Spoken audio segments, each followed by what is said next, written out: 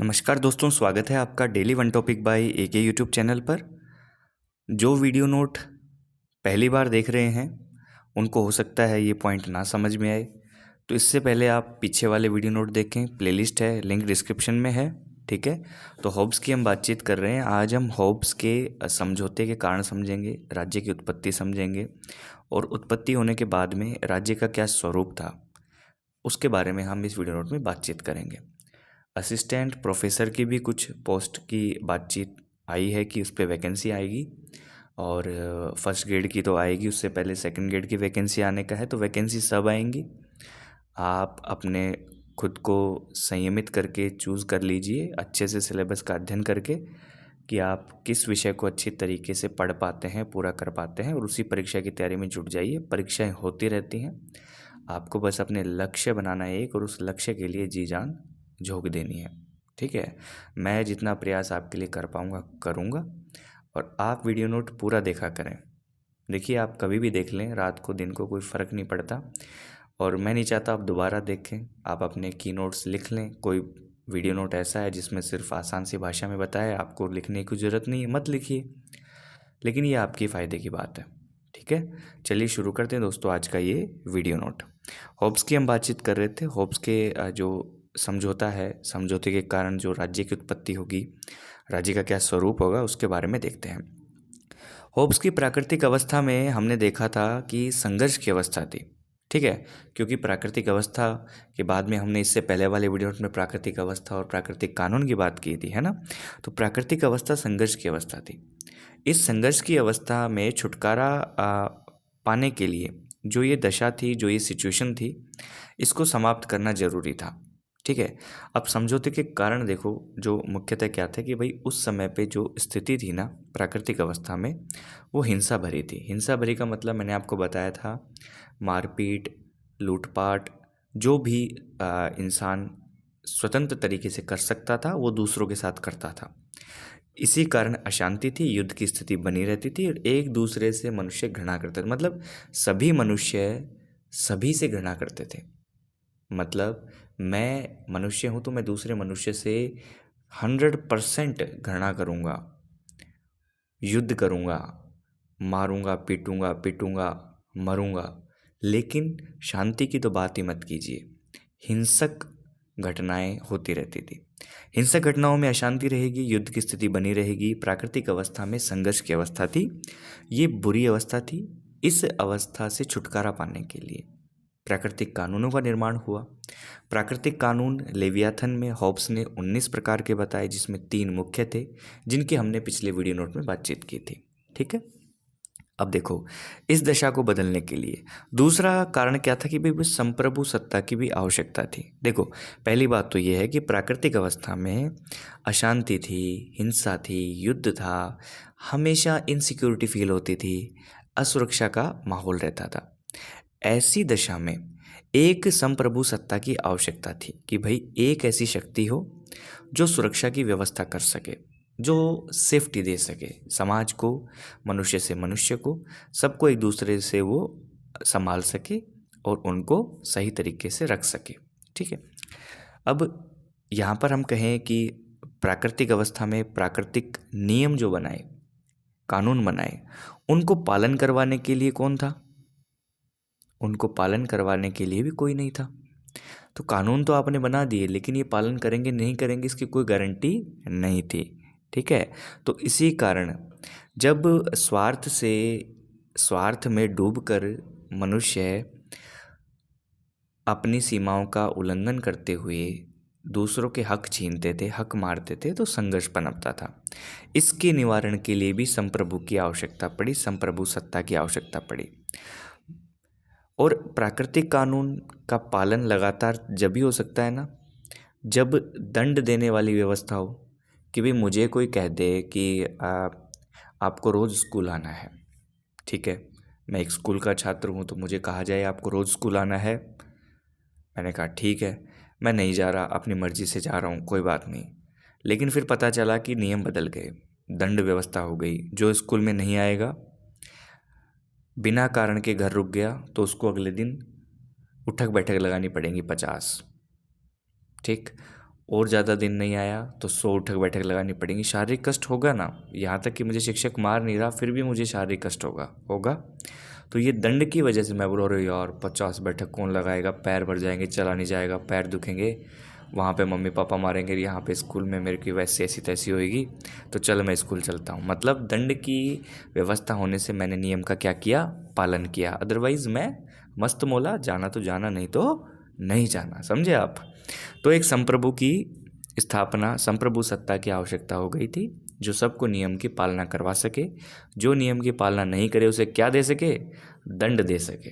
ठीक है दोस्तों, तो यहाँ तक वीडियो नोट आपने देखा है, ये पॉइंट आपको अच्छे से समझ में आया होगा, तो वीडियो को लाइक कर दीजिए।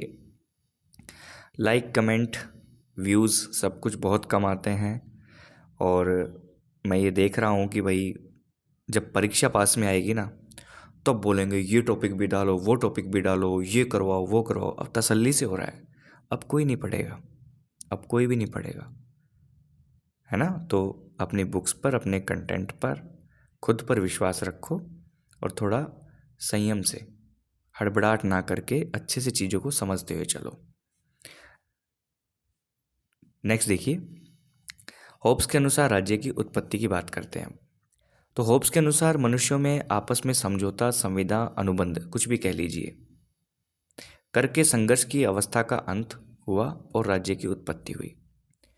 ये जो राज्य की उत्पत्ति हुई, इसमें हम कह सकते हैं कि जो अराजक व्यवस्था थी, प्रत्येक व्यक्ति ये कहता था इस समझौते से, संविदा से, अनुबंध से, कि मैं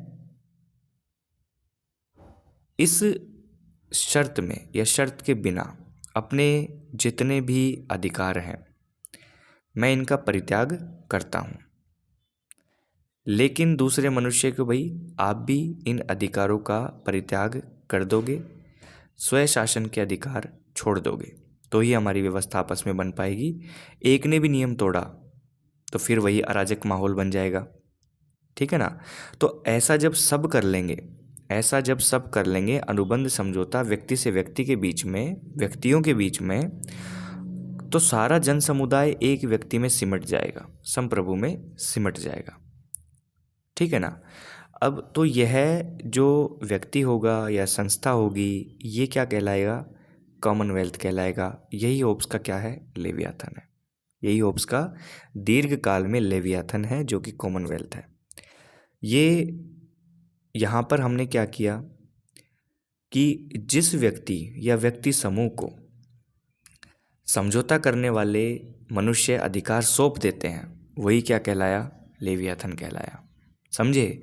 मान लो हमारा 10 लोगों का ग्रुप है, हमने, आप जो वीडियो देख रहे हैं महाशय, आपको हमने अपने सारे अधिकार सौंप दिए, ठीक।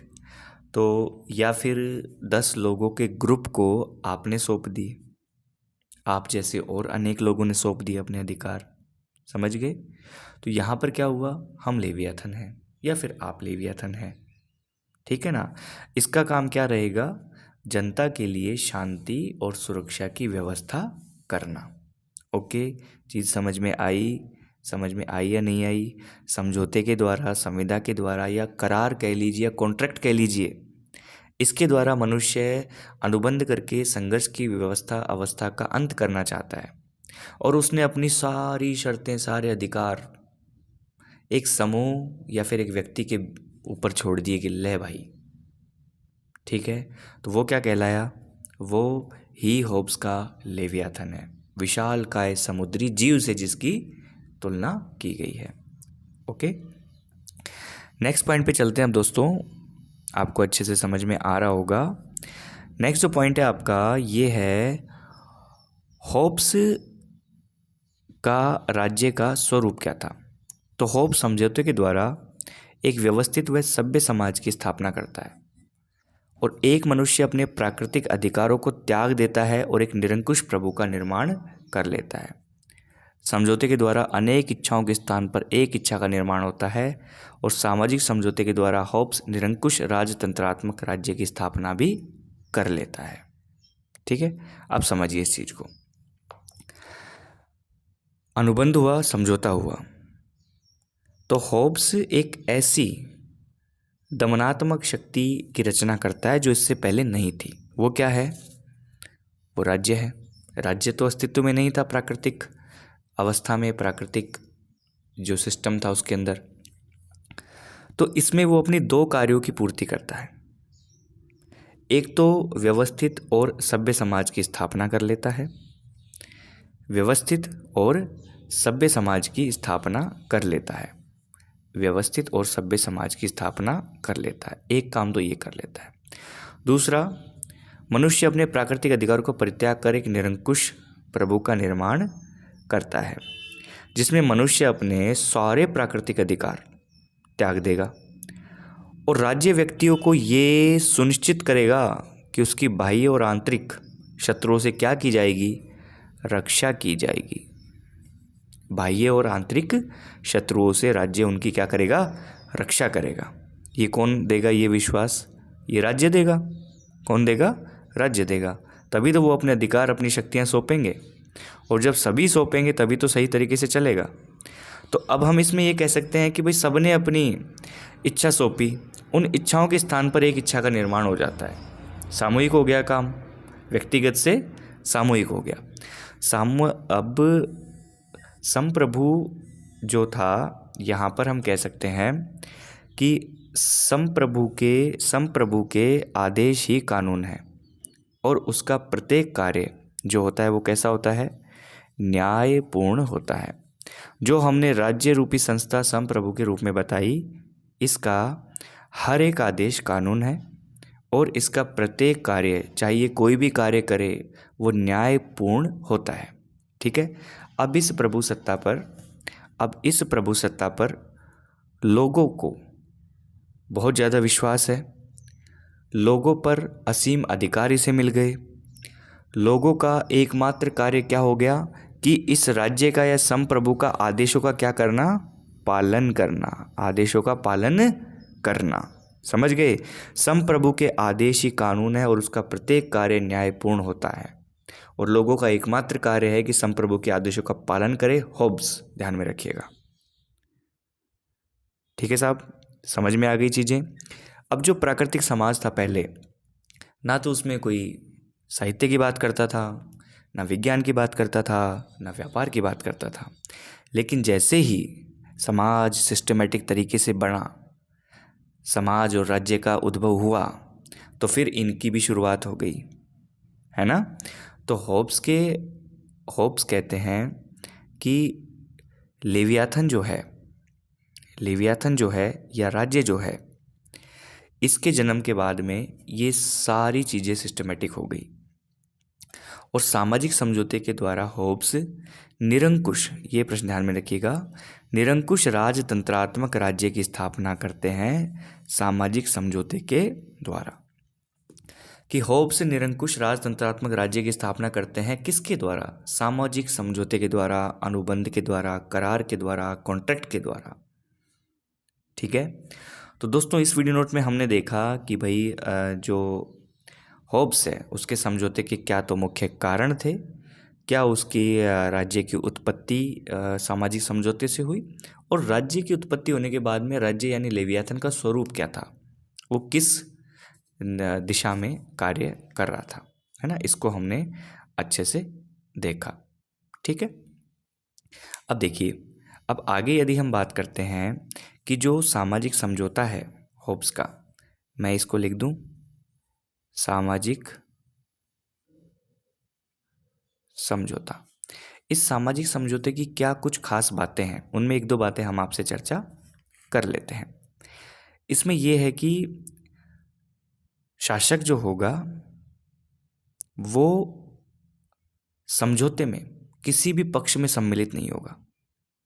क्यों? अगर वो किसी पक्ष में सम्मिलित होगा तो वो निष्पक्ष बात कैसे करेगा, है ना। तो यहाँ पर वह किसी के प्रति भी उत्तरदायी नहीं होता, वह पूरी तरीके से क्या होता है? निरंकुश होता है। क्या होता है? पूरी तरीके से निरंकुश होता है। ठीक है साहब, समझ में आ गई। मनुष्य जो है सामाजिक समझौता, इसमें हम देखें भय का वातावरण बहुत है ना। तो मनुष्य का सामाजिक समझौता भय पर आधारित है। हमेशा हिंसा का, मृत्यु का भय रहता है। इसीलिए मनुष्य ने क्या किया? अनुबंध किया, कॉन्ट्रैक्ट किया, सामाजिक समझौते से राज्य की उत्पत्ति की, है ना। प्राकृतिक अवस्था में एकाकी रहने वाले व्यक्तियों ने समाज का निर्माण किया, यह सामाजिक समझौता है। ठीक है साहब। तो हम ये कह सकते हैं कि होब्स का जो सामाजिक समझौता है उसमें समझौता करने वाला जो व्यक्ति है वो एक दूसरे के साथ में समझौता करता है। ठीक है। तो संविदा की जो समझौते की जो शर्त होती है वो किस पर लागू नहीं होती, ये चीज़ ध्यान में रखिएगा। शासक पर वो संविदा की शर्त लागू नहीं होती, शासक पर संविदा की शर्तें लागू नहीं होती। ठीक है दोस्तों, तो ये वीडियो नोट था। हमने होब्स के सामाजिक समझौते को समझा। होब्स की प्राकृतिक अवस्था हम पहले देख चुके थे, प्राकृतिक कानूनों को देख चुके थे। हमें ये कंसेप्ट पूरी तरीके से क्लियर हो जाना चाहिए, है ना। इस वीडियो नोट में इतना ही। मिलते हैं नेक्स्ट वीडियो में। आपके कमेंट्स, आपके सुझाव का हमेशा स्वागत है। चलिए, थैंक यू सो मच।